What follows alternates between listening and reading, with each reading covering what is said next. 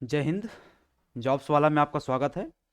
आज की इस क्लास में हम पॉलिटी क्लास प्रारंभ कर रहे हैं। पॉलिटी क्लास जो कि आपका एमपी सेट के लिए उपयोगी होने वाली है। एमपी सेट का जो सेकंड पेपर है वो आपका इलेक्टिव पेपर रहता है। उस इलेक्टिव पेपर में कई सारे सब्जेक्ट हैं। उसमें से एक जो सब्जेक्ट है आपका राजनीतिक विज्ञान या राजनीति विज्ञान, उसके संबंध में जो बातें हैं वो यहाँ से हम आज प्रारंभ करने वाले हैं। इस आज के पहले टॉपिक से जो हम प्रारंभ करने वाले हैं, देखो हम सिलेबस के अकॉर्डिंग नहीं चलेंगे फिलहाल के लिए। हम उस अकॉर्डिंग से चलेंगे जिस अकॉर्डिंग से क्या हो सके, हम चीज़ों को बेहतर तरीके से समझ सकें। अगर मैं सिलेबस के अकॉर्डिंग आपको लेकर के चलूंगा तो बातें क्या हो जाएंगी, फिलहाल के लिए ऊपर से चलने लग जाएंगी। इसलिए हम क्या करेंगे, पहले बेसिक से समझेंगे चीज़ों को कि एग्जैक्टली राजनीति में क्या क्या बातें आती हैं, क्या क्या अवधारणाएं होती हैं। तो आज की तारीख से इस लेक्चर से हम क्या करने वाले हैं कि जो राजनीति के संबंध में अलग अलग अवधारणाएं हैं, विचारधाराएं हैं, उनको समझेंगे। ये अवधारणाएं, ये विचारधाराएं हमको हमको हमारे संविधान में देखने को मिलेंगी और मुख्यतः प्रस्तावना में ये शब्दशः देखने को मिलती हैं। उन्हीं चीज़ों को आज की क्लास में हम ये समझेंगे। इस क्लास को चालू करने के पहले आप लोगों से थोड़ी सी बातें हैं। आप लोग चैनल को प्लीज़ सब्सक्राइब कर लीजिए। साथ ही साथ एमपी सेट के संबंध में अलग अलग और भी क्लासेस चल रही हैं, जिसमें आपका पेपर 1 जो है, उस पेपर 1 में जो शिक्षण अभिवृत्ति से संबंधित आदि टॉपिक हैं, उसमें अभी एमसीक्यू की क्लास और थ्योरेटिकल क्लास भी चल रही है। थ्योरेटिकल क्लास में 2 क्लासेस हो चुकी हैं और एमसीक्यू की क्लास भी एक हो चुकी है, वो अपलोडेड है, आप उसको वहाँ से देख सकते हैं। इसके अलावा इतिहास विषय के संबंध में भी क्लासेस चल रही हैं, जिसमें हम संकल्पनाएं और विचार के संबंध में क्या है, चीज़ों को अभी फिलहाल समझ रहे हैं। बेसिक से वहाँ पे ही चालू किया हुआ है। उसके बाद हम धीरे धीरे आगे बढ़ते रहेंगे। इन क्लासेस के अतिरिक्त जॉब्स वाला पर सामान्य प्रबंधन, जनरल मैनेजमेंट से रिलेटेड क्लासेस चल रही हैं और कुछ अन्य विषयों से संबंधित क्लासेस चल रही हैं।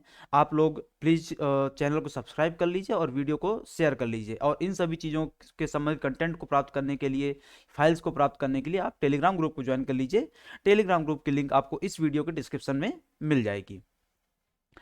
हम चालू करते हैं एकदम बेसिक से। सबसे पहले आता है आपका राजनीतिक अवधारणाएं। राजनीतिक अवधारणाओं में हम उन चीज़ों को पढ़ेंगे जो हमारे संविधान के प्रस्तावना में क्या है, वर्णित है। लेकिन हमको इनको अपनी संविधान की प्रस्तावना से बाहर जाकर के क्या है, पढ़ना है।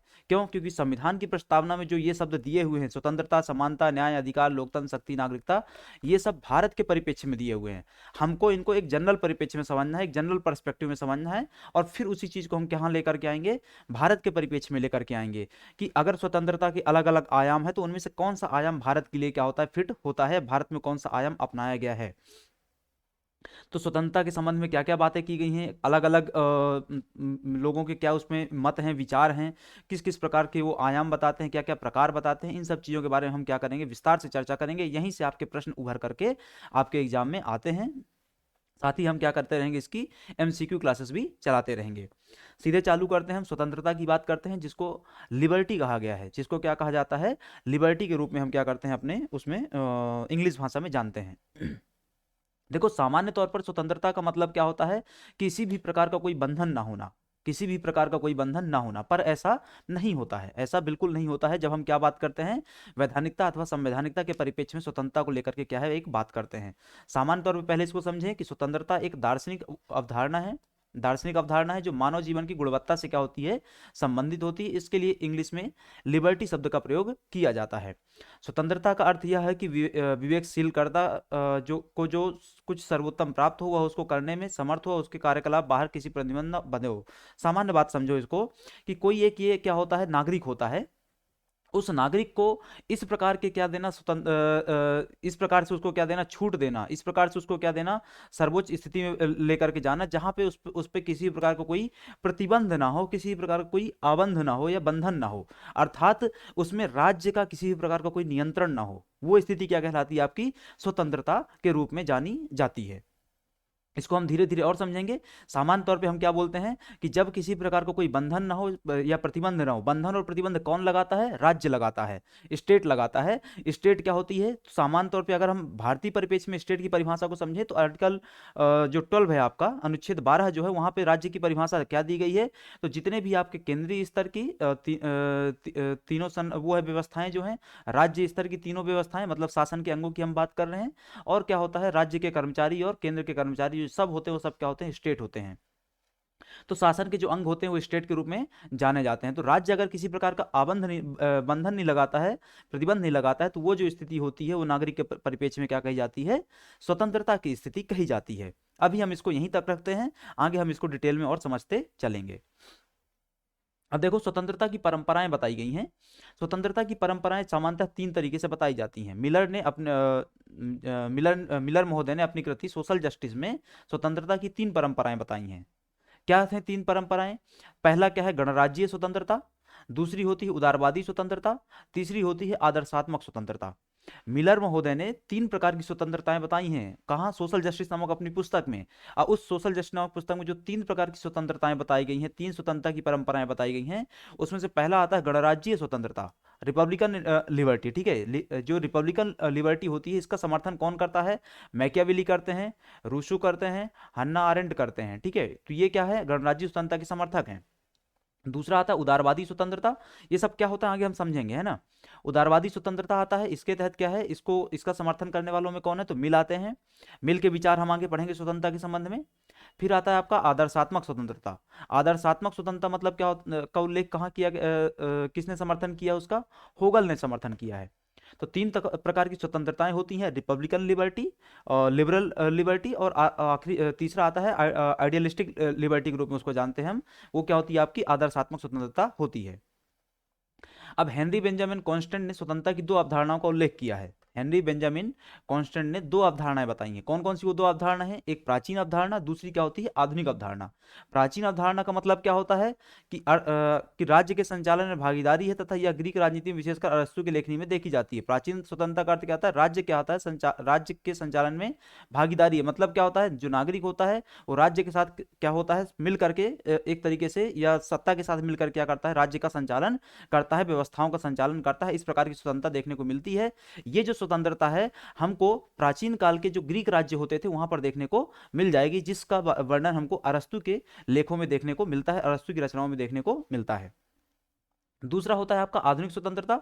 आधुनिक स्वतंत्रता का मतलब क्या होता है, अधिकार दिए जाने। जैसे उदाहरण की बात करते हैं कि आपको क्या है, धार्मिक स्वतंत्रता का अधिकार है, आपको शोषण के विरुद्ध अधिकार प्राप्त है, आपको बोलने का अधिकार है, आपको घूमने फिरने का अधिकार है। विभिन्न प्रकार की जो स्वतंत्रताएं आपको प्रदान की गई हैं, ये सब क्या है, अधिकारों के पोषण के संबंध में है। तो पहला क्या है, प्राचीन काल में किस प्रकार की चलती थी कि आप सत्ता के संचालन में भागीदार बनेंगे। आज की तारीख में क्या किया था, आपको कुछ अधिकार प्रदान किए जाते हैं। अधिकार क्या होते हैं, आगे आने वाले अवधारणाओं के तहत हम समझेंगे, क्योंकि हमने यहाँ पे देखा हुआ है कि हमको क्या है, अधिकारों के बारे में भी चर्चा करनी है। अभी हमने क्या देखा, स्वतंत्रता की परंपराएं देखी। अब देखो स्वतंत्रता को क्या किया जाता है, जनरली 2 प्रकार से डिवाइड किया जाता है। एक होती है पॉजिटिव फॉर्म जो होता है उसका, और दूसरा होता है उसका जो निगेटिव फॉर्म होता है। हमको इनको दोनों को समझना है। निगेटिव फॉर्म में क्या होती है स्वतंत्रता, और पॉजिटिव फॉर्म में क्या होती है स्वतंत्रता। पहले हम क्या करेंगे, नकारात्मक स्वतंत्रता समझेंगे, लेकिन उसको चालू करने के पहले हम सकारात्मक स्वतंत्रता का एक बेसिक क्या करते हैं, डिस्कस कर लेते हैं, ताकि आपको क्या रहे, दोनों में अंतर, एक बैलेंस बना रहे। देखो सकारात्मक स्वतंत्रता मतलब समझो कि आपके भारतीय संविधान में जो स्वतंत्रता दी गई है वो सकारात्मक स्वतंत्रता होती है। इसको अब ऐसे समझो कि जो सकारात्मक स्वतंत्रता होती है वो राज्य द्वारा क्या की जाती है, प्रदान की जाती है, अथवा विधान द्वारा क्या की जाती है, प्रदान की जाती है। जैसे बात करते हैं कि आपको क्या है, अनुच्छेद 21 के तहत या 19 के तहत चलते हैं हम। आपको अनुच्छेद 19 के तहत क्या दी गई है, अनुच्छेद 19 सब क्लॉज 1 के तहत, अनुच्छेद 19 सब क्लॉज 1 के तहत क्या है, 6 प्रकार की स्वतंत्रताओं के बारे में चर्चा की गई है कि आपको क्या है, सभा बनाने की स्वतंत्रता है, घूमने की स्वतंत्रता है, आपको व्यवसाय करने की स्वतंत्रता, इस प्रकार की टोटल बोलने की स्वतंत्रता है। ठीक है, इस प्रकार की टोटल 6 प्रकार की स्वतंत्रताओं की बात की गई है। और साथ ही साथ क्या है, 19(1) में ये बात लिखी गई है, साथ ही साथ क्या है, 19(2), 19(3), 19(4), 19(5) यहाँ पे क्या किया गया है, कुछ ना कुछ आबंधन की बात की गई है या प्रतिबंधों की बात की गई है कि किन किन परिस्थितियों में ये जो 19(1) के तहत आपको 6 प्रकार की स्वतंत्रताएं प्राप्त हैं, उनमें किन किन परिस्थितियों में क्या है, रोक लगाई जा सकती है। जैसे क्या हो जाता है आपका, लोक व्यवस्था अगर बिगड़ती है तो हम अनुच्छेद 19 में क्या कर सकते हैं, कुछ ना कुछ प्रतिबंध लगा सकते हैं। जैसे आपको मिलने की स्वतंत्रता है, आपस में मिल सकते हैं, सभा बना सकते हैं। लेकिन अगर क्या हो रहा है कि लोक व्यवस्था में कुछ समस्या उत्पन्न हो रही, लॉ एंड ऑर्डर में समस्या उत्पन्न हो रही है, तो वहां पे क्या किया जाएगा, धारा 144 लगाई जाती है आईपीसी की, फिर आप इकट्ठा नहीं हो सकते हैं। इस प्रकार से क्या है, युक्त प्रतिबंध लगाया जा सकता है। तो सकारात्मक स्वतंत्रता क्या होती है, जो राज्य द्वारा प्रदान की जाती है विधानों के माध्यम से। वहां पे राज्य कुछ ना कुछ क्या करता है, आपके ऊपर रोक भी लगाता है, युक्त प्रतिबंध भी लगाता है। नकारात्मक स्वतंत्रता पे आते हैं अब। नकारात्मक स्वतंत्रता का सामान्य सा मतलब क्या होता है कि किसी भी प्रकार के राज्य के उपस्थिति का क्या किया करना, वो होना, अनुपस्थित होना राज्य का, मतलब ये स्वतंत्रता आपको राज्य द्वारा प्रदान नहीं की जाएगी। इसके लिए आप क्या है, ये आप पहले से लेते हुए आ रहे हैं, ये आपके लिए क्या है, स्वतंत्र पूर्ण रूप से क्या रहती है, उपलब्ध रहती है। इसमें राज्य का किसी प्रकार का कोई हस्तक्षेप नहीं होता है, जबकि सकारात्मक में राज्य का हस्तक्षेप होता है। तो नकारात्मक स्वतंत्रता के अंतर्गत व्यक्ति को साध्य या स्वयं सिद्ध महत्वपूर्ण इकाई के रूप में क्या किया जाता है, माना जाता है, देखा जाता है। मतलब जो स्वतंत्रता का अल्टीमेट क्या बोलना चाहिए उसको, प्राप्त करने वाला व्यक्ति है, प्राप्त करने वाली इकाई है, वो कौन होता है, नागरिक होता है वहां का। उसको पूर्ण रूप से क्या है, प्राप्त होना चाहिए। स्वतंत्रता का मूल लक्ष्य क्या होगा, साध्य मतलब क्या होता है, लक्ष्य। तो स्वतंत्रता का लक्ष्य क्या होना चाहिए, नागरिक होना चाहिए। नागरिक का लक्ष्य क्या होना चाहिए, स्वतंत्रता होना चाहिए। वो दोनों एक दूसरे के क्या होते हैं, पूरक होते हैं। उसमें बीच में राज्य नहीं आएगा। ये स्वतंत्रता है, ये नागरिक है, इसमें बीच में राज्य बैठ जाता है तो ये सकारात्मक हो जाती है। लेकिन अगर इनके बीच में राज्य हट जाए तो ये क्या है, एक तरीके से नकारात्मक स्वतंत्रता के रूप में निकल करके आती है। इसके अंतर्गत व्यक्तियों की इच्छा प्राप्ति को ही स्वतंत्रता के रूप में क्या किया जाता है, परिभाषित किया जाता है। व्यक्तियों की इच्छा प्राप्ति का मतलब क्या होता है, किसी भी प्रकार के अवरोधक की अनुपस्थिति। साफ साफ लिखा हुआ है यहाँ पे, गति के अवरोधों के समन का अभाव। समन मतलब क्या होता है, उसको खत्म करना, उस चीज को साइड लाइन कर देना, हटा देना, ठीक है। तो सामान्य सा मतलब क्या होता है नकारात्मक स्वतंत्रता का, एक ऐसी स्वतंत्रता जिसमें किसी भी प्रकार के अवरोधक की अनुपस्थिति होती है। अवरोधक मतलब राज्य की अनुपस्थिति होती है। अवरोधक यहाँ पे ऐसा नहीं है कि कोई पत्थर ढेला ला के रखा जा रहा है। अवरोधक मतलब क्या है कि राज्य यहाँ पे क्या है, अनुपस्थित है। राज्य किसी भी प्रकार का कोई हस्तक्षेप नहीं करेगा। अब नकारात्मक स्वतंत्रता के समर्थक और विचारक कौन कौन है, इस पे आते हैं हम, और इन्हीं के बारे में हमको थोड़ा थोड़ा क्या है आगे पढ़ना है। नकारात्मक स्वतंत्रता के विचारकों में सबसे पहले आते हैं प्रमुख आरंभिक उदारवादी विचारक, और दूसरे के आते हैं नव उदारवादिक, लिबरल थिंकर्स, और दूसरे आते हैं आपके कौन से, वर्तमान समय के जो आपके न्यू लिबरल थिंकर्स आते हैं उनके बारे में देखेंगे। तो लिबरल थिंकर्स में कौन कौन से आते हैं, हॉब्स, लॉक, मॉन्टेस्क्यू, बेंथम सिज्विक, मिल, स्पेंसर, एडम स्मिथ, ये सभी लोग आते हैं। इसके बाद दूसरा आपका जो न्यू लिबरल थिंकर्स आते हैं उसमें कौन कौन है, हेयक, बर्लिन, नॉर्डिक Friedman, Buchanan, Nozick, Harold Laski, इन सब विचारकों के बारे में चर्चा की गई है। आपको यहाँ पे इस पेज से क्या याद रखना है कि कौन कौन नकारात्मक स्वतंत्रता का समर्थक है। अब इन सब के विचारों के बारे में हम आगे क्या है, आगे चर्चा करेंगे। फिलहाल के लिए हम समझते हैं थोड़ा सा और नकारात्मक स्वतंत्रता के बारे में। तो नकारात्मक स्वतंत्रता का आरंभिक सत्यापन लॉक के लेखों में देखने को मिलता है। लॉक के बारे में हमने यहाँ पे चर्चा की, ठीक है। लेखों में देखने को मिलता है, जहां उनको लॉक को ही इसी कारण लॉक को क्या कहा जाता है, उदारवाद का जनक माना जाता है। लॉक को हम क्या मानते हैं, उदारवाद का जनक मानते हैं। इस प्रकार से आप क्या है, एग्जाम के पर्सपेक्टिव से भी इस चीज को क्या करेंगे, याद करके रखेंगे।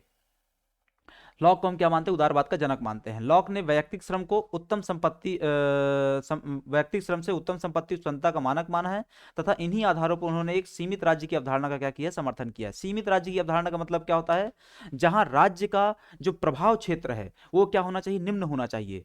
हम जब बात करते हैं मैक्सिमम गवर्नेंस और मिनिमम गवर्नमेंट, इसका मतलब क्या होता है कि जो प्रशासन है, जो सुशासन है, उसका उसका जो क्षेत्र है वो उसमें विस्तार हो, और गवर्नमेंट के क्षेत्र में क्या हो, एक संकुचन आए। गवर्नमेंट का जो कार्य क्षेत्र है, गवर्नमेंट का जो प्रभाव है वो कम हो। तो सीमित राज्य की जो अवधारणा का समर्थन किया गया, किसके द्वारा किया गया, लॉक के द्वारा किया गया। लॉक को ही हम क्या बोलते हैं, उदारवाद का जनक मानते हैं। लॉक के विचारों का विस्तार करके मॉन्टेस्क्यू ने व्यक्तिगत स्वतंत्रता के सत्यापन के लिए लिखित संविधान, शक्ति का पृथक्करण, नियंत्रण, संतुलन इत्यादि जैसी अवधारणाओं का समर्थन किया। अब यहां पे समझो इस चीज को कि लॉक क्या हो गए, पुरातन थिंकर हो गए, जो क्या करते हैं, नकारात्मक स्वतंत्रता का समर्थन करते हैं। और लॉक के ही विचारों को आगे किसने बढ़ाया, मॉन्टेस्क्यू ने बढ़ाया। और मॉन्टेस्क्यू से ही निकल करके आती हैं आपकी बहुत सारी अवधारणाएं, जिसमें क्या है, लिखित संविधान होना चाहिए। मॉन्टेस्क्यू ने सबसे पहले क्या बोला था, लिखित संविधान होना चाहिए हर देश के पास, या गणराज्य के पास, रिपब्लिक के पास एक रिटन कॉन्स्टिट्यूशन हो।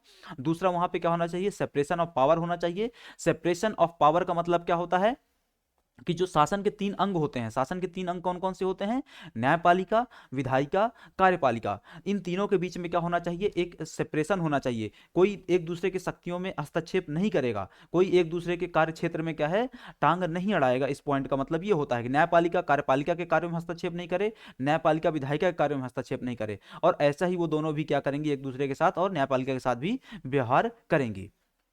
ये शक्ति का पृथक्करण होता है। भारतीय संविधान में शक्ति के पृथक्करण के संबंध में जो उल्लेख मिलता है वो अनुच्छेद कहाँ मिलता है, आपके 50 में देखने को मिलेगा, जहाँ पे शक्तियों न्यायपालिका और कार्यपालिका के पृथक्करण की बात की गई है। दोनों एक दूसरे के कार्य में हस्तक्षेप ना करें, ऐसी बात की गई है। डीपीएसपी है अनुच्छेद 50, आपको याद रखेंगे इस चीज को।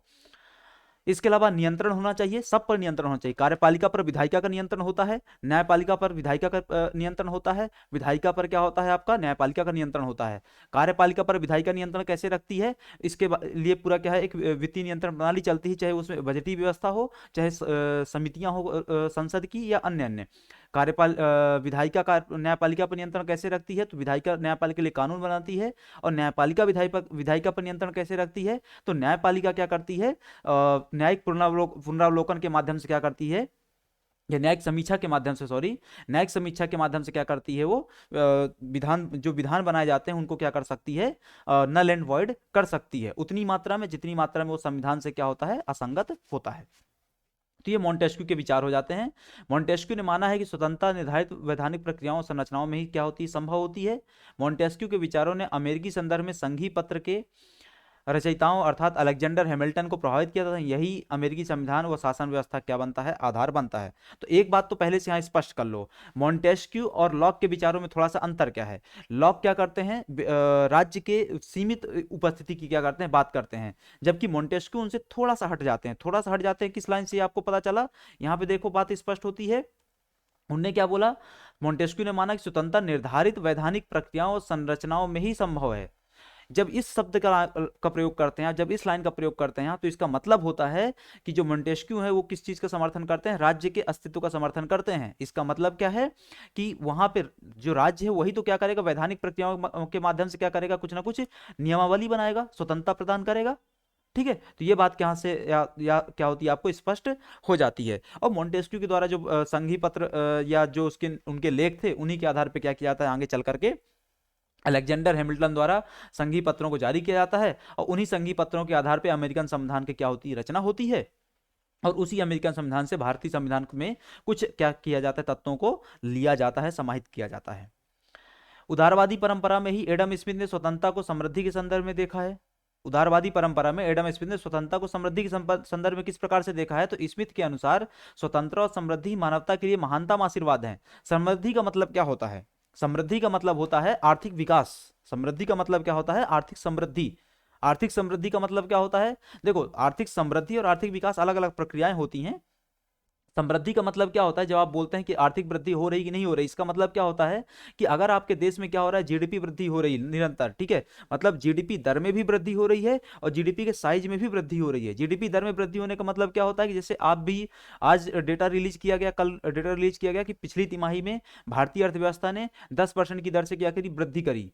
इसका मतलब क्या है, ये हम जीडीपी दर में वृद्धि बता रहे हैं। और जीडीपी साइज में वृद्धि होने का मतलब क्या होता है कि भाई भारतीय अर्थव्यवस्था है अभी फिलहाल कितने के आसपास है, लगभग $3.5 ट्रिलियन के आसपास है।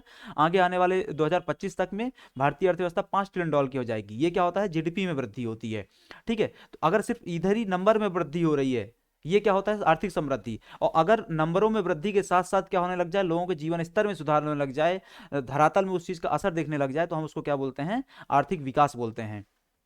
तो ये जो चीज है, इसका समर्थन कौन करते हैं, एडम स्मिथ करते हैं। एडम स्मिथ का मानना था इस प्रकार से कि अगर स्वतंत्रता होती है, अगर क्या होती, स्वतंत्रता होती है पूर्ण रूपेण, तो वहां पे क्या होता है, स्वतः समृद्धि निकल करके आती है, समृद्धि स्वतः देखने को मिलती है। स्मिथ के अनुसार, एडम स्मिथ के अनुसार सच्ची स्वतंत्रता वाणिज्य से ही संभव है। इन्हीं आधारों पर स्मिथ ने आर्थिक मानव की अवधारणा स्थापित किया, मुक्त बाजारवादी व्यवस्था की स्थापना की। अब इस चीज को समझो थोड़ा सा। जो अर्थव्यवस्था होती है वो तीन प्रकार से क्या होती है, चल रही होती है। कौन कौन सी, एक क्या होती है, एक जो राज्य के नियंत्रण में होती है, एक क्या होती है जो राज्य से पूर्ण रूप से स्वतंत्र होती है, और दूसरा जो राज्य और स्वतंत्रता तीनों का क्या होती है, सम्मिश्रण होती है, दोनों का सम्मिश्रण होती है। जो राज्य के नियंत्रण में चल रही होती है उसको हम समाजवादी व्यवस्था के रूप में एक तरीके से बोलते हैं। दूसरा जो राज्य से पूर्णतः मुक्त होती है, जो क्या होती है, बाजार आधारित होती है, उसको हम क्या बोलते हैं, पूंजीवादी अर्थव्यवस्था के रूप में जानते हैं। और तीसरा क्या होता है आपका, एक मिश्रित अर्थव्यवस्था होती है, जिसको भारत में क्या किया गया, अपनाया गया है। तो एडम स्मिथ के अनुसार क्या है, जो पूंजीवादी अर्थव्यवस्था है, जो मुक्त बाजार प्रणाली पर आधारित व्यवस्था है, वही क्या करती है, हमको सच्ची स्वतंत्रता के रूप में स्थापित करती है। वो हमको सच्ची स्वतंत्रता से क्या होती, प्राप्त होती है। 19वीं सदी में जस्ट अ मिनट, हाँ। 19वीं सदी में नकारात्मक स्वतंत्रता का समर्थन बेंथम की रचनाओं में भी देखा जाता है।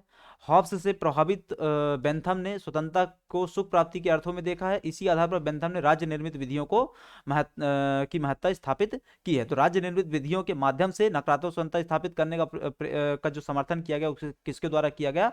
बेंथम के द्वारा किया जाता है।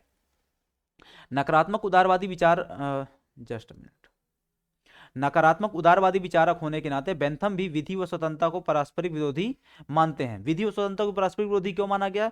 क्योंकि जो विधि होती है, विधि मतलब कानून, विधि मतलब लॉ, विधि मतलब कानून जो होता है वो क्या करता है? कई ना कई प्रकार के प्रतिबंध लगाता है कि आप ये काम कर सकते हैं और ये काम नहीं कर सकते हैं। जैसे उदाहरण की बात करते हैं कि आईपीसी है, इसको ऐसे समझो कि संविधान है आपका। आपका संविधान क्या करता है? आपको स्वतंत्रता प्रदान करता है अनुच्छेद 19 के तहत विभिन्न प्रकार की। लेकिन उसी स्वतंत्रता पर हम क्या करते हैं? अनुच्छेद 300 क्या बोलना चाहिए आपका, जब 52 का प्रयोग किया जाता है या इमरजेंसी लग जाती है, तो हम क्या करते हैं? उसी स्वतंत्रता पर एक प्रकार का निर्बंधन लगा देते हैं। अथवा कहीं आईपीसी लग जाती है, आईपीसी 144 धारा 144 लगाई जाती है, तो हम इसी स्वतंत्रता पर क्या करते हैं? एक प्रकार का निर्बंधन लगा देते हैं। इसका मतलब क्या होता है कि जो विधि है और स्वतंत्रता है वो दोनों एक दूसरे क्या होते हैं?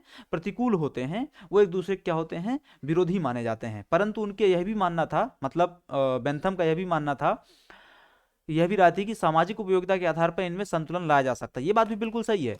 हमेशा विधि का स्वतंत्रता का विरोधी नहीं रहेगी या समर्थक नहीं रहेगी। इसलिए क्या करना है हमको? विधि और स्वतंत्रता के बीच में एक बैलेंस बैठाना है। दोनों के बीच में क्या करना है? एक साम्य अवस्था लेकर के आनी है। सिज्विक के अनुसार व्यक्ति को अकेला छोड़ देना तथा उसकी क्रियाओं और कार्यों को गुणवत्ता प्रश्न न उठाना ही स्वतंत्रता का क्या है? आधार माना गया है। अब सिज्विक भी क्या मानते हैं? राज्य की पूर्ण अनुपस्थिति मानते हैं, अथवा राज्य द्वारा बनाए गए विधानों की पूर्ण अनुपस्थिति क्या है? वो मानते हैं। इसका मतलब क्या होता है कि राज्य किसी भी प्रकार का विधान बना करके हमको स्वतंत्रता गारंटी प्रदान नहीं करे।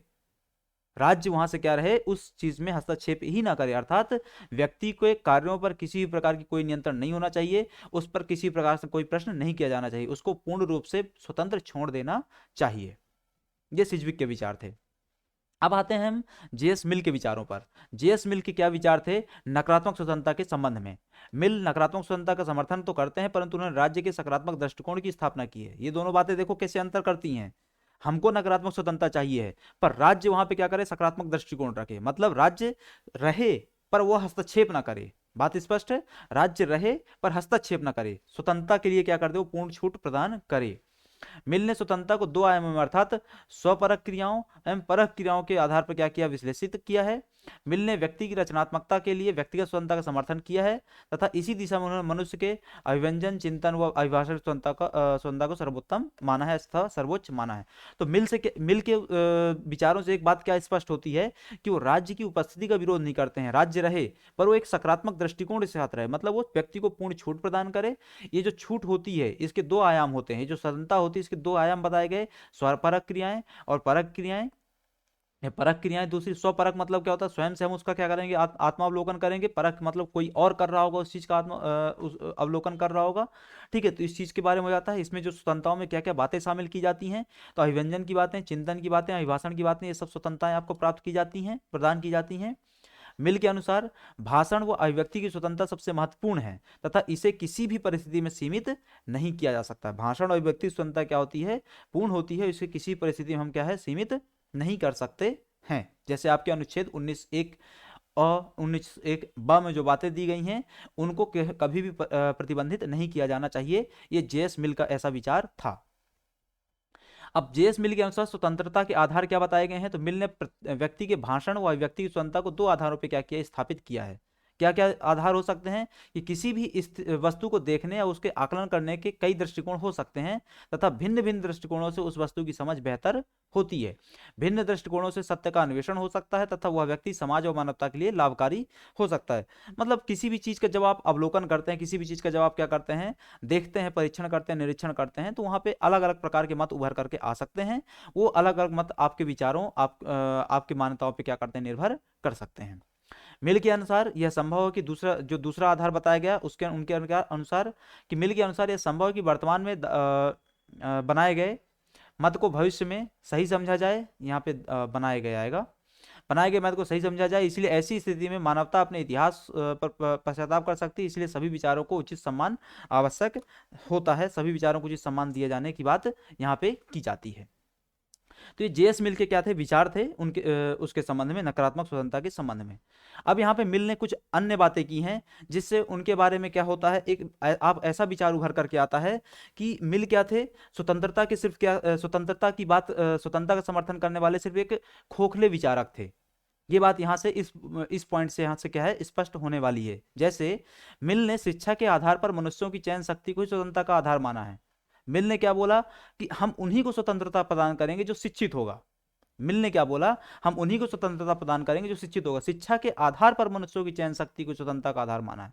स्वतंत्रता उन्हीं को मिलनी चाहिए, हम स्वतंत्रता के लिए सिर्फ उन्हीं लोगों का चयन करेंगे जो शिक्षित होंगे, पहला पॉइंट। दूसरा पॉइंट, हालांकि यह मिल यह मानते थे कि अशिक्षित असभ्य व्यक्तियों को भी पूर्ण स्वतंत्रता नहीं दी जानी चाहिए। बात वही है ना कि हम शिक्षित लोगों को ही स्वतंत्रता प्रदान करें, जो अशिक्षित है, जो असभ्य है, हम उसको पूर्ण स्वतंत्रता प्रदान नहीं करेंगे, पहला। उन्होंने संपत्ति व शैक्षणिक योग्यता के आधार पर बहुल मताधिकार का समर्थन किया है।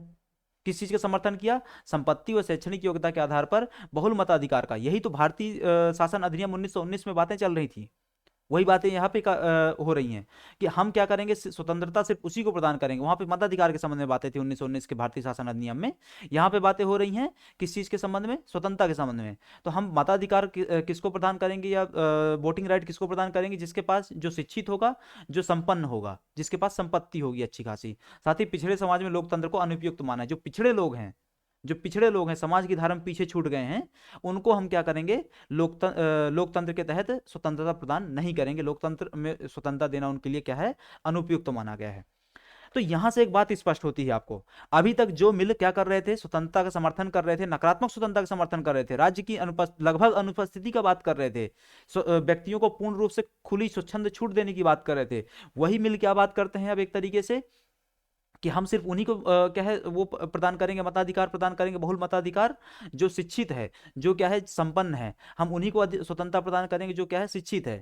तो एक बात यहां से स्पष्ट हो जाती है कि जो बारकर इनके बारे में कहते हैं कि खोखली बारकर इनको क्या है, इन सब बातों के कारण, ठीक है, इन सब बातों के कारण, और मिल ने शिशुओं, अपंगों, मानसिक रूप से विकृत व्यक्तियों स्वतंत्रता के उपयुक्त नहीं समझा है। मतलब जो शिशु होते हैं, जो अपंग होते हैं, जो मानसिक रूप से विक्षिप्त व्यक्ति होते हैं, उनको भी स्वतंत्रता प्रदान नहीं की जानी चाहिए। इन सब बातों का मिल समर्थन करते हैं। इसी कारण बारकर महोदय ने मिल को क्या कहा है, खोखली स्वतंत्रता का जनक कहा है।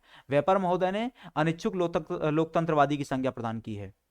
मतलब अब इनको लोकतंत्र चाहिए है लेकिन अनिच्छा के साथ, इनको क्या है, स्वतंत्रता चाहिए है लेकिन इनको नहीं देना, मतलब ये खोखली स्वतंत्रता के समर्थक हैं, सिर्फ ढोल पीटने वाले लोग हैं। ये बात स्पष्ट है।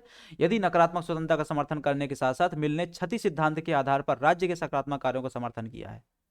क्षति सिद्धांत के आधार पर राज्य के सकारात्मक कार्यों का समर्थन मतलब क्या होता है कि राज्य होना चाहिए पर राज्य लोगों में हस्तक्षेप नहीं करेगा, वो अपना कार्य करता रहे लोगों के उत्थान के लिए अलग से, उस चीज का वो समर्थन करते हैं।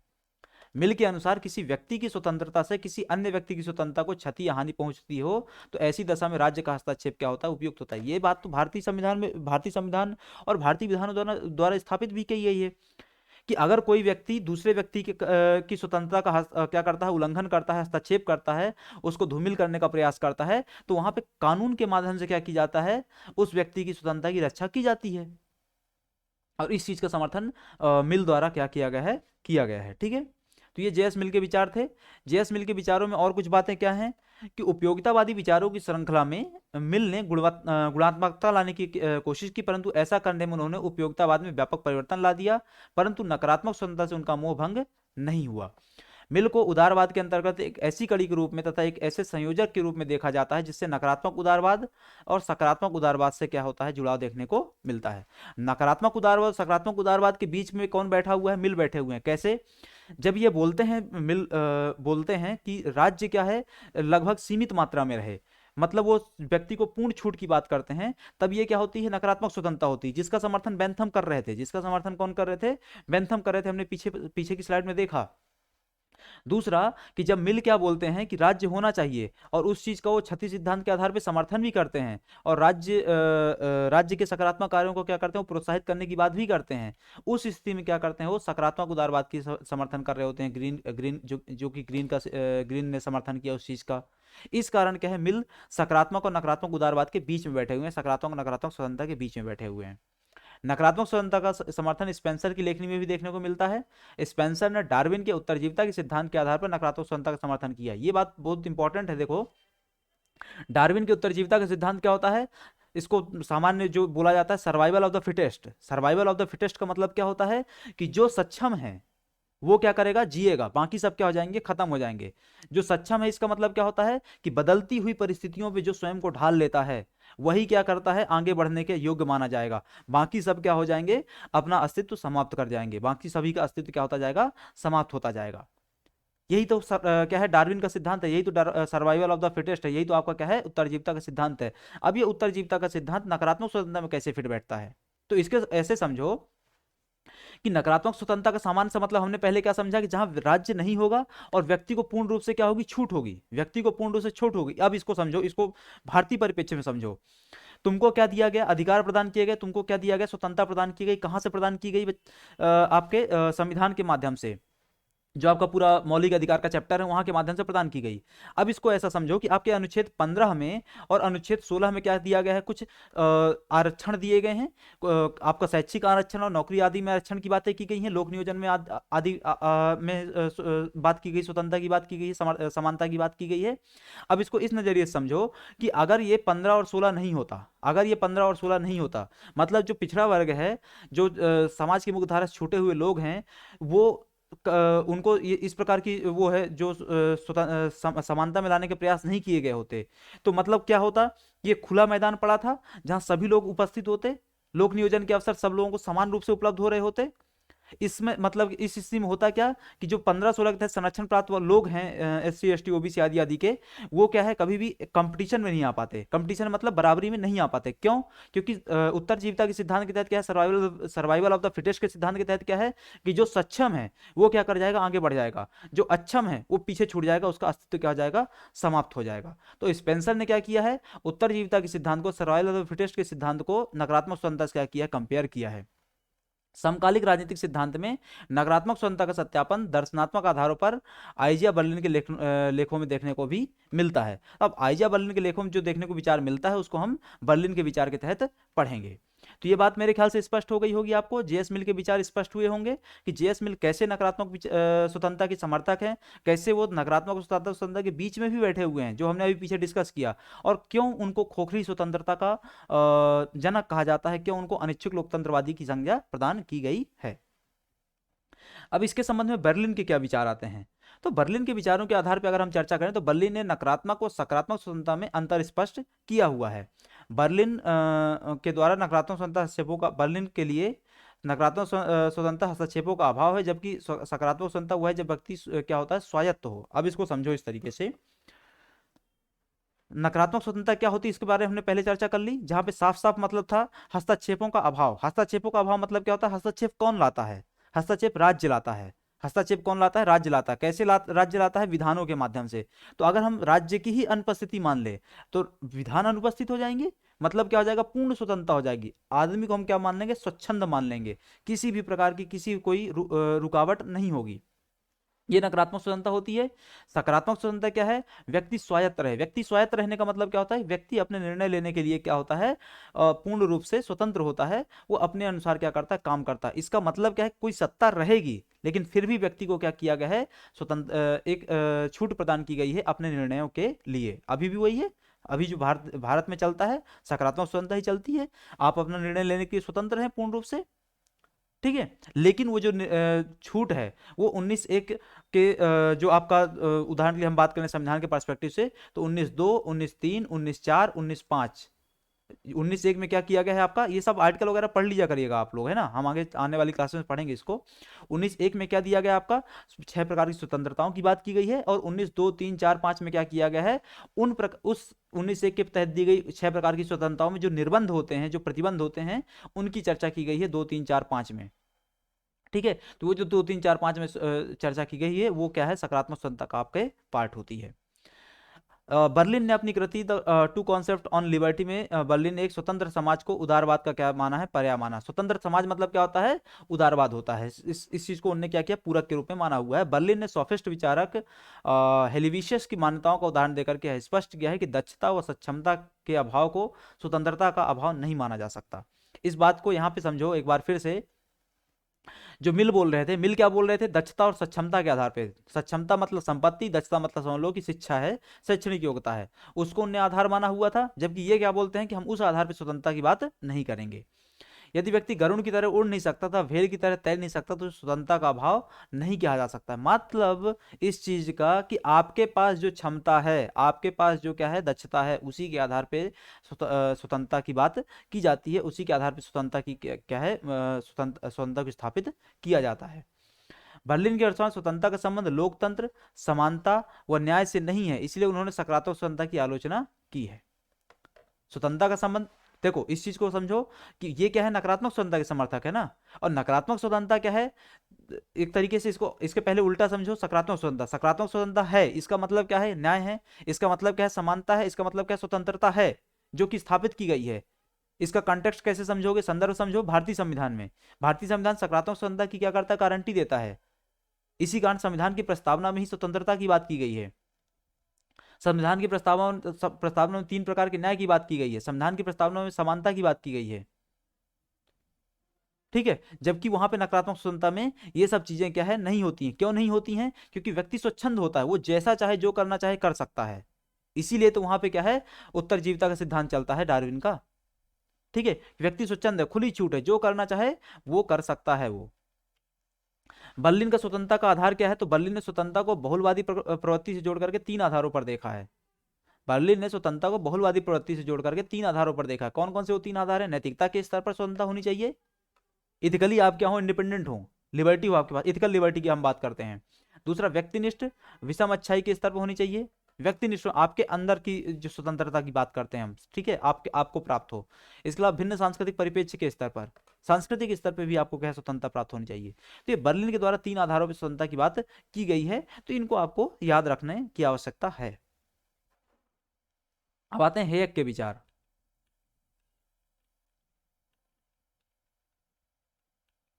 हेयक के विचारों में आ जाओ तो हेयक ने स्वतंत्रता स्वाधीनता को समानार्थी माना है। 2 बातें आ जाती हैं, एक स्वतंत्रता होता है, दूसरा होता है स्वाधीनता। स्वतंत्रता का सामान्य मतलब तो अभी तक हमने समझ लिया। स्वाधीनता क्या होती है, तभी तो हम क्या करेंगे, दोनों को पूरक बोल पाएंगे। अलग हैं दोनों, तभी तो हम पूरा ये पूरक बोल रहे हैं, ठीक है। तो कुछ अलग अंतर क्या है, तो सामान्य एकदम शाब्दिक अर्थ के साथ चलते हैं हम। शाब्दिक अर्थ क्या बोलता है, स्वाधीनता, स्व और अधीन, स्वयं के प्रति अधीन है हम। इसका मतलब क्या है, छूट है, पर छूट किस प्रकार की है, वो उस प्रकार की छूट जिसमें आप स्वयं खुद पे क्या लगाएंगे, कुछ ना कुछ प्रतिबंध लगाएंगे। मतलब छूट पूरी है, लेकिन आपको स्वयं पर भी क्या करना है, कुछ ना कुछ प्रतिबंध लगा करके रखना है, कुछ ना कुछ निर्बंधन लगा करके रखना है। ये हेयक का विचार है। हेयक के अनुसार व्यक्ति तभी स्वतंत्र है जब वह अन्य व्यक्तियों की व्यक्तिगत स्वतंत्रताओं से क्रियान्वित ना होता हो। आप किसी भी अन्य व्यक्ति की स्वतंत्रता में हस्तक्षेप मत कीजिए। किसी अन्य व्यक्ति से स्वतंत्रता की गारंटी आपको ना मिल रही हो, आप पूर्ण रूप से स्वतंत्र हैं, ये कोई व्यक्ति गारंटी नहीं देगा, ये कोई विधान गारंटी नहीं देगा, ये कोई राज्य गारंटी नहीं देगा।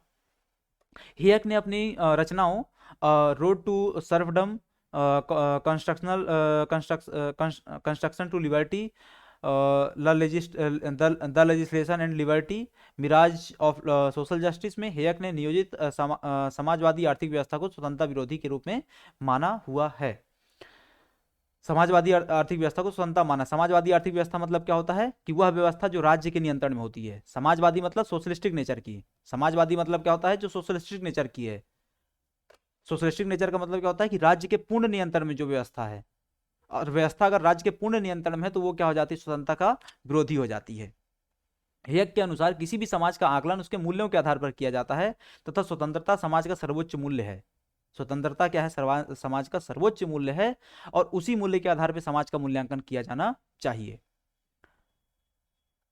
हेयक न्याय को सामाजिक मूल्य का आधार नहीं मानते हैं, जैसे कि पीछे यहाँ पे हमने बर्लिन में भी देखा था, बर्लिन ने भी न्याय को क्या है आधार नहीं माना था स्वतंत्रता का। वही बात हेयक भी बोलते हैं, हेयक ने न्याय को सामाजिक मूल्यांकन का आधार नहीं माना। हेयक के अनुसार स्वतंत्रता उत्तरदायित्व से संचालित होती है, जबकि कल्याणकारी राज्य में उत्तरदायित्व की कमी होने के कारण स्वतंत्रता का लोप होता है। बात स्पष्ट हो गई। देखो होता क्या है, भारत एक लोक कल्याणकारी राज्य है। अब इस लोक कल्याणकारी राज्य में उत्तरदायित्व की भावना क्या होती है, कम होती है। कैसे? आपकी सरकार क्या आपके प्रति उत्तरदायी है? या उत्तरदायित्व का बोध उसको सिर्फ 5 साल बाद ही होता है? या उत्तरदायित्व का बोध उसको 5 साल बाद ही होता है, उसके पहले नहीं, उसके बाद नहीं। ठीक है, हर 5 साल में उत्तरदायित्व का बोध होता है। इस परिस्थिति में क्या होता है कि जो हेयक है उनका क्या मानना है, स्वतंत्रता उत्तरदायित्व से क्या होती है, पूर्ण रूप से संचालित होती है, जबकि सकारात्मक स्वतंत्रता वाले में उत्तरदायित्व होता ही नहीं है। इस कारण वो क्या करते हैं, नकारात्मक स्वतंत्रता का समर्थन करते हैं। अब हेयक ने स्वतंत्रता के 3 आधार स्पष्ट किए हैं। पहला क्या है, राजनीतिक स्वतंत्रता।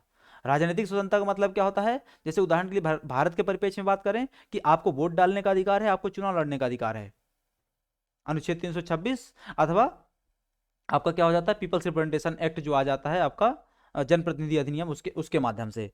दूसरा क्या है, आंतरिक स्वतंत्रता। आपके अंदर आपको आप जैसे उदाहरण की बात कर लें कि आपको किस देवता को मानना है, किस धर्म को मानना है, किस किस चीज को मानना है, किस चीज की उपासना करनी है, वो आपका अपना व्यक्तिगत मामला है, वो आंतरिक स्वतंत्रता है। तीसरा क्या आता है, शक्ति रूपी स्वतंत्रता, कि आपके पास अधिकार क्या है, उसके संबंध में स्वतंत्रता। इन तीनों आधारों पर इन तीनों आधारों की आलोचना हेयक ने ही की है। किस प्रकार से, कैसे करते हैं वो देखो। हम बात करते हैं, उनने क्या बताया, पहले 3 आधार बताए और इन तीनों आधारों के बाद में आलोचना भी की। कैसे? सबसे पहले आते हैं राजनीतिक स्वतंत्रता में। हेयक के अनुसार राजनीतिक स्वतंत्रता लोकतांत्रिक व्यवस्थाओं में देखी जा सकती है ना। हमारे यहाँ पे भारत एक लोकतंत्र है, लोकतांत्रिक व्यवस्था है। अनुच्छेद 326 क्या बोलता है, 324 आपको चुनाव आयोग की बात करता है, 326 क्या बोलता है, वयस्क मताधिकार की बात करता है, वयस्क एडल्ट फ्रेंचाइज की बात करता है, मतलब सबको वोट देने का अधिकार है, राजनीतिक स्वतंत्रता है। जनप्रतिनिधि अधिनियम के प्रतिनिधि अधिनियम के तहत आप चुनाव लड़ सकते हैं। एक मिनिमम योग्यता जो तय की गई है उसको अगर आप फुलफिल कर पा रहे हैं तो आप चुनाव लड़ सकते हैं। ये राजनीतिक स्वतंत्रता लोकतंत्रों में देखने को मिलती है। लेकिन परंतु यह भी देखा गया है कि लोकतांत्रिक व्यवस्थाओं में अधिकारों का सीमन हुआ है, जबकि गैर लोकतांत्रिक राज्यों में अधिकार दिए गए हैं। आपको अधिकारों का सीमन कैसे हो गया, देखो इस चीज को, कि आपको लोकतंत्र में, राजनीतिक लोकतंत्र में बहुत सारी स्वतंत्रताएं प्रदान की गई, या लोकतंत्र में बहुत सारी राजनीतिक स्वतंत्रताएं प्रदान की गई, लेकिन उनका सीमन कैसे होता है, सरकार क्या करती है, विधान बना करके युक्त क्या करती है, उसमें प्रतिबंध लगा देती है। ठीक है, तो वहां से क्या होता है, जैसे भारत में भी ढेर सारे प्रतिबंध लगे हुए हैं, तो आप क्या कर जाते हैं वहां से, एक तरीके से क्या होता है, आपके अधिकारों का सीमन हो जाता है, या अधिकारों की एक क्या है, बाउंड्री तय कर दी जाती है। दूसरा आता है आपका आंतरिक स्वतंत्रता। आंतरिक स्वतंत्रता को भी हेयक ने स्वतंत्रता का है मानक आधार नहीं मानते हैं, क्योंकि व्यक्ति किस हद तक कोई कार्य कर सकता है वह दूसरे की इच्छा पर भी निर्भर है, तथा इस अर्थ में सकारात्मक स्वतंत्रता से क्या होता है, जुड़ा हुआ देखने को मिलता है। तो इस पॉइंट का मतलब क्या होता है कि आप क्या है, पूर्ण रूप से तो स्वतंत्र तो हैं भाई आंतरिक स्वतंत्रता के लिए, लेकिन कहीं ना कोई क्या होता है, आप दूसरों पर क्या होते हैं, निर्भर होते हैं। ठीक है, तो ये क्या होता है, आपका आंतरिक स्वतंत्रता के रूप में उभर करके बात आती है। अब आता है स्वतंत्रता को शक्ति के संदर्भ में नहीं देखा जा सकता। कैसे? क्योंकि जो मनुष्य कर सकता है व्यवस्था उसका आदेश नहीं देती, और जो नहीं कर सकता उसका आदेश देती है, कि आपको ये एक्स काम करना है, इस एक्स काम के लिए राज्य क्या कर रहा होगा, आपको प्रतिबंधित कर रहा होगा। पर आपको जो वाई काम नहीं करना है उसके लिए राज्य क्या कर रहा होगा, आपको एक तरीके से अलाउ कर रहा होगा। ठीक है, तो आपकी मनपसंद कार्य को करने से क्या किया जाता है, राज्य द्वारा रोक दिया जाता है, ये संस्था द्वारा रोका जाता है। तो ये क्या था, हेयक के द्वारा बताए गए 3 प्रकार के विश्लेषण थे स्वतंत्रता के, और उनका क्या था, आलोचना थी, उनका क्या था, विरोध था। इन तीनों आधारों पर स्वतंत्रता की आलोचना करके हेयक ने उदारवादी व्यवस्था व निजी क्षेत्र की स्वायत्ता को स्वतंत्रता और पूर्व आधार माना है। अब अभी हमने जस्ट बात की थी ना, तो हेयक ने क्या बोला था, जो समाजवादी आर्थिक व्यवस्था होती है, हेयक ने क्या बोला था, जो समाजवादी आर्थिक व्यवस्था होती है उसका विरोध किया था उनने। समाजवादी आर्थिक व्यवस्था का मतलब क्या होता है, सोशलिस्ट जो इकोनॉमी होती है, सोशलिज्म जो होता है उसका उन्होंने विरोध किया था, मतलब जो राज्य के नियंत्रण व्यवस्था होती है उसका उन्होंने विरोध किया था। इसी कारण वो समर्थन किसका करेंगे, जो पूंजीवादी व्यवस्था है, जो निजी क्षेत्र है उसकी स्वायत्ता का वो क्या करते हैं, जो लिबरल पोर्शन है उसका क्या करते हैं, वो समर्थन करते हैं। हेयक के अनुसार विधि क्या करता है, संपत्ति और स्वतंत्रता एक दूसरे के पूरक हैं।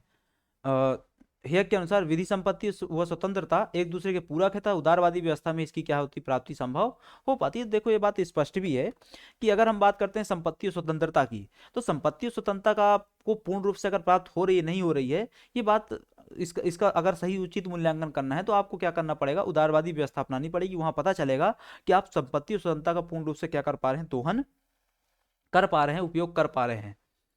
हेयक के अनुसार विकास ज्ञान पर निर्भर करता है, जबकि ज्ञान क्षमता व प्रतिभा पर निर्भर करती है। ये बात भी सही है। विकास किस पे निर्भर करता है, ज्ञान पर। डेवलपमेंट किस पे निर्भर करता है, नॉलेज पर। नॉलेज किस पे डिपेंड करता है, आपकी अपनी कैपेबिलिटी पर, क्षमता पर, आपकी अपनी स्किल्स पर, आपका अपनी प्रतिभा पर निर्भर करता है। क्योंकि सेवा में क्षमता और प्रतिभा नहीं है, इसलिए सभी स्वतंत्र नहीं हो सकते हैं। ये बात भी सही है। हेयक के अनुसार सेवा के सीमित रूप से स्वतंत्रता होने से बेहतर है कि कुछ पूर्ण रूप में स्वतंत्रता हो। अतः एक अहस्तक्षेपवादी मुक्त बाजार व्यवस्था स्वतंत्रता की पूर्व क्या होती है, शर्त मानी जाती है। तो क्या बात स्पष्ट हो जाती है आपको यहाँ से कि यहाँ पे स्वतंत्रता कैसी मिलनी चाहिए आपको, अहस्तक्षेपवादी। मतलब क्या होता है, किसी प्रकार कोई हस्तक्षेप ना हो। और हस्तक्षेप कौन करता है, राज्य करता है, इसलिए राज्य किसी प्रकार कोई हस्तक्षेप ना करे, पूर्ण स्वतंत्रता आपको प्रदान करे। और यहाँ से क्या होना चाहिए आपको, मुक्त बाजार व्यवस्था क्या होती स्थापित की जानी चाहिए। मुक्त बाजार व्यवस्था का मतलब क्या होता है, पूंजीवादी व्यवस्था, निजी क्षेत्र की स्वायत्तता वाली व्यवस्था, जहां राज्य क्या होता है, एक तरीके से राज्य की उपस्थिति क्या होती है, एक तरीके से नेग्लिजिबल होती है, शून्य होती है। तो ये पूरा क्या था आपका हेयक का विचार था। अब इसमें आते हैं नॉजिक के विचार। नॉजिक के विचार क्या दिए गए हैं, तो नॉजिक ने नकारात्मक स्वतंत्रता का समर्थन अराजकतावादी तर्कों पर किया है। देखो अराजकतावाद का मतलब क्या होता है, तो अराजकतावाद का मतलब यह नहीं है जो आप सामान्य तौर पे एक मतलब समझते हैं कि सामान्य तौर पे अराजकतावाद का मतलब क्या समझा जाता है कि किसी प्रकार की क्या है, उपद्रवी प्रवृत्ति को वहां पे क्या दिया जा रहा है, स्थान दिया जा रहा है। नहीं, अराजकतावाद के संबंध में अगर आप गांधी के विचार पढ़ेंगे, गांधी जी के, तो वहां पे क्या निकल करके बात आती है कि राज्य क्या रहे, अनुपस्थित रहे। राज्य क्या रहे, अनुपस्थित रहे। अगर आप पढ़े होंगे या हम आगे आने वाले समय में इस चीज को पढ़ेंगे भी, जिसमें हम क्या देखेंगे, गांधी जी के राजनीति के संबंध में क्या विचार थे। तो गांधी जी के राजनीति के संबंध में विचारों को हम दो तीन स्तरों में डिवाइड करते हैं। एक आता है धर्म और राज्य की मिलन के रूप में, धर्म और राज्य के बारे में क्या उनके विचार थे। दूसरा क्या आता है, राज्य की उपस्थिति के संबंध में क्या उनका विचार था। और तीसरा आता है राम राज्य के संबंध में क्या विचार था। तो राज्य की उपस्थिति के संबंध में विचार जो था उनको, उसको उनने क्या नाम दिया, अराजकतावाद का सिद्धांत का नाम दिया। अराजकतावाद के सिद्धांत के तहत बात क्या होती है कि राज्य अनुपस्थित होना चाहिए। राज्य कैसा होना चाहिए, पूर्ण रूप से अनुपस्थित होना चाहिए। यह राज्य होना ही नहीं चाहिए, मतलब व्यक्तियों को पूरी खुली छूट हो, जो व्यक्ति जो करना चाहे वो करे। सबके अंदर क्या रहेगा, स्वयं में एक मोरल ऑब्लिगेशन रहेगा। मोरल ऑब्लिगेशन का मतलब क्या होता है, नैतिकता के स्तर पर स्वतंत्रता रहेगी।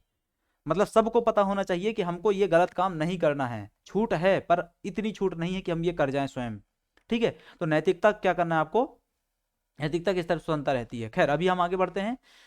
नॉजिक ने अपनी पुस्तक एनॉक स्टेट एंड यूटोपिया में नॉजिक ने प्राधिकारों को स्वतंत्रता का आधार माना है, तथा इसी आधार पर उन्होंने न्यूनतम राज्य और मुक्त बाजार का व्यवस्था क्या किया है, समर्थन किया है। तो मोटा मोटा आपको एक बात स्पष्ट हो गई कि सभी व्यक्ति क्या कर रहे हैं, राज्य के न्यूनतम उपस्थिति और मुक्त बाजार व्यवस्था का समर्थन कर रहे हैं। ठीक है, नॉजिक के अनुसार प्राकृतिक दशा में अपनी संपत्ति के संरक्षण के लिए व्यक्तियों ने संरक्षणकारी एजेंसी की नियुक्ति की स्थापना की है। कालांतर में सबसे समृद्ध संरक्षणकारी एजेंसी को राज्य का दर्जा मिला होगा, चूंकि राज्य का कार्य संपत्ति का संरक्षण, इसलिए उसका वितरण नहीं कर सकती। तो ये बात भी क्या होती है, पूर्ण रूप से यहाँ पे स्पष्ट हो जाती है कि राज्य क्या करता है, पूरा नियंत्रण आपके उसमें रखता है। ठीक है, नॉजिक के अनुसार राज्य की आवश्यकता वैधानिक आधारों पर वस्तुओं की प्राप्ति की दशा बनाए रखने के लिए होती है। वो क्या करता है, क्या बोलना चाहिए इस चीज को, इस शब्दों में समझिए कि राज्य की उपस्थिति होनी चाहिए, पर सिर्फ किस चीज के लिए होनी चाहिए, कि ताकि वो एक क्या बना के रखे, सप्लाई वाली जो व्यवस्था है, डिमांड वाली जो व्यवस्था, उसको मेंटेन करके रखे। सप्लाई एंड डिमांड के बीच का जो बैलेंस है उसको बना करके रखने के लिए होना चाहिए। बाकी अन्य किसी चीज के लिए उसकी कोई उपयोगिता नहीं है। राज्य अन्य किसी चीज के लिए नहीं होना चाहिए। ये नॉजिक का अपना विचार था। नॉजिक ने विल्ट चैम्बरलिन के उदाहरण से स्पष्ट करने की कोशिश की थी कि यदि किसी में सक्षमता है तो उस क्षेत्र में उसका एकाधिकार उचित है। यह बात भी बिल्कुल सही है। इस चीज को हम किस रूप में जानते हैं, एकाधिकार के रूप में जानते हैं। इस चीज को हम किस रूप में जानते हैं, एकाधिकार के। मतलब आपके अंदर क्षमता है तो आप पर्टिकुलर क्षेत्र में क्या कीजिए, काम कीजिए, और वहां पे क्या कर लीजिए, एकाधिकार स्थापित कर लीजिए। ठीक है। अराजकतावादियों के समान ही राज्य के व्यक्तिगत अधिकारों को असामान्य माना है, परंतु उन्होंने अब पारंपरिक अराजकतावादियों से भिन्न राज्य को एक संरचनात्मक संस्था के रूप में भी देखा है, स्थान दिया है। नाजिक वितरणात्मक चाप के आलोचक हैं। उनकी राय थी कि उत्पादन के स्तर पर विषमताओं के वितरण के स्तर पर ठीक नहीं किया जा सकता। तो ये क्या था, अपना नाजिक का विचार था, किसके संबंध में, नकारात्मक स्वतंत्रता के संबंध में। अब आते हैं हेराल्ड लॉस्की के विचार क्या थे इसके संबंध में, नकारात्मक स्वतंत्रता के संबंध में। तो हेराल्ड लॉस्की ने अपनी प्रारंभिक रचनाओं में नकारात्मक स्वतंत्रता का समर्थन किया। उन्होंने अपनी पुस्तक authority in the modern state, जो कि 1918 में आई थी, तथा उत्तर काल में उनकी पुस्तक, मतलब कि बाद के कालखंड में उनकी जो पुस्तक आई, liberty in the modern state, authority in the modern state, liberty in the modern state, दोनों पुस्तकों में बाद में उन्होंने क्या कर दिया, सकारात्मक स्वतंत्रता का प्रबल समर्थन किया। क्या बात हो गई, पहले उन्हें नकारात्मक स्वतंत्रता का समर्थन किया, बाद के कालखंड में उन्हें authority in the modern state and liberty in the modern state में सकारात्मक स्वतंत्रता का समर्थन किया। मतलब दोनों विचारों को चर्चा करते हैं, देखते हैं क्या बात कर रहे हो। प्रारंभ में लॉस्की कहते थे कि व्यक्ति के जीवन पर अनुचित प्रतिबंध नहीं होना चाहिए, लेकिन बाद में उन्होंने स्वतंत्रता के विभिन्न रूपों का उल्लेख किया। पहले वो क्या कर रहे थे, नकारात्मक स्वतंत्रता का पूर्ण समर्थन कर रहे थे, मतलब राज्य नहीं होना चाहिए, कोई प्रतिबंध नहीं होना चाहिए। वे हैं किन किन अधिकारों का उल्लेख किया उन्होंने बाद में, किन किन स्वतंत्रताओं का उल्लेख किया, तो वे व्यक्तिगत स्वतंत्रता, राजनीतिक स्वतंत्रता, आर्थिक स्वतंत्रता क्या करते हैं, उल्लेख करते हैं। व्यक्तिगत स्वतंत्रता हो, आर्थिक स्वतंत्रता हो और राजनीतिक स्वतंत्रता हो। लॉस्की व्यक्तिगत और राजनीतिक स्वतंत्रता की तुलना में आर्थिक स्वतंत्रता को अधिक महत्व देते हैं। आर्थिक स्वतंत्रता मतलब जो अभी लोग बात कर रहे थे ना, किस चीज की बात कर रहे थे, समाजवादी अर्थव्यवस्था, पूंजीवादी अर्थव्यवस्था और मिश्रित अर्थव्यवस्था की। तो पूंजीवादी अर्थव्यवस्था क्या की स्वतंत्रता क्या करते हैं, ये समर्थन करते हैं। वह आर्थिक के अंतर्गत व्यक्ति की आर्थिक सुरक्षा और उद्योग में लोकतंत्र के समावेश को भी महत्व देते हैं। वर्ष 1930 के लगभग लॉस्की का कहना था कि स्वतंत्रता समानता एक साथ जुड़े हुए हैं और स्वतंत्रता के बिना समानता के बिना स्वतंत्रता एकांगिता पूर्ण मानी जाती है। अगर समानता नहीं है तो स्वतंत्रता नहीं आएगी, अगर स्वतंत्रता नहीं है तो समानता नहीं आएगी, बात यही है। अब इस चीज को समझो थोड़ा सा कि यहाँ पे क्या हो रहा है, एग्जैक्टली चल क्या रहा है। तो एक सामान्य विचार है, उस सामान्य विचार के तहत क्या होता है कि अगर किसी व्यक्ति को आप न्याय प्रदान करना चाहते हैं, अगर किसी व्यक्ति को आप स्वतंत्रता प्रदान करना चाहते हैं, अगर किसी व्यक्ति को आप समानता प्रदान करना चाहते हैं, तो उसको इन तीनों चीजों में अलग अलग प्रकार से प्रोवाइड करने के बजाय उसको सिर्फ एक चीज प्रदान कीजिए। वो क्या है, आर्थिक आत्मनिर्भरता, आर्थिक स्वतंत्रता, आर्थिक न्याय। अगर व्यक्ति आर्थिक आत्मनिर्भर है, आर्थिक रूप से स्वतंत्र है, आर्थिक रूप से उसको आर्थिक न्याय की स्थापना हो रही है, तो बाकी सभी चीजें वो क्या है, स्वतः प्राप्त कर लेगा, आपको अलग से देने की आवश्यकता नहीं पड़ेगी। इसी चीज का समर्थन बाकी सभी लोग भी अभी तक कर रहे थे। जब पूंजीवादी की बात करते हैं आप, तो क्या कर रहे हैं, आर्थिक स्वतंत्रता की बात कर रहे हैं, आर्थिक आत्मनिर्भरता की बात कर रहे हैं, आर्थिक न्याय की बात कर रहे हैं। ठीक है, तो ये बात क्या है होती है, यहाँ से स्पष्ट हो जाती है। तो ये पूरा क्या था, स्वतंत्रता के तहत आपका नकारात्मक स्वतंत्रता वाला पोर्शन था। नेक्स्ट क्लास में, आज की क्लास यहीं पे समाप्त होगी, नेक्स्ट क्लास में हम सकारात्मक स्वतंत्रता के बारे में क्या करेंगे, चर्चा करेंगे। तब तक के लिए इस क्लास को यहीं पर समाप्त करते हैं, मिलते हैं आपसे अगली क्लास में। आप सभी का धन्यवाद।